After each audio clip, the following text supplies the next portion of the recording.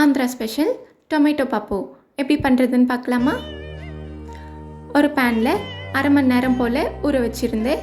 துவரம் பருப்பு கொஞ்சம், 2 பச்சை மிளகாய், 10 சின்ன வெங்காயம், 3 தக்காளி பொடியாக நறுக்கி எடுத்துருக்கேன்.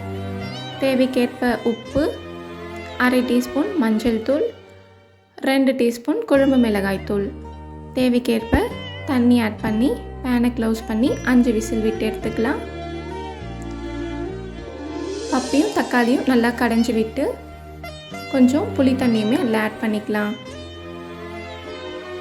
தாளிக்க ஒரு பேனில் நல்லெண்ணெய் விட்டு கடுகு, ஜீரகம், காஞ்ச மிளகாய், இடித்த பூண்டு, கருவேப்பிலை நல்லா வதக்கி விட்டு கடைஞ்சி வச்சுருந்த கடையிலையுமே அதில் ஆட் பண்ணிக்கலாம். ஒரு கொதி வந்த உடனே புதினா கொத்தமல்லி கொஞ்சம் தூவி விட்டால் சூப்பரான டொமேட்டோ பப்பு ரெடி ஆகிடும். கண்டிப்பாக நீங்களும் ஒரு வாட்டி ட்ரை பண்ணி பாருங்கள். இது போல் வீடியோஸ் பார்க்கணுன்னா என்னுடைய சேனலை சப்ஸ்கிரைப் பண்ணிக்கோங்க. தேங்க்யூ. பாய்.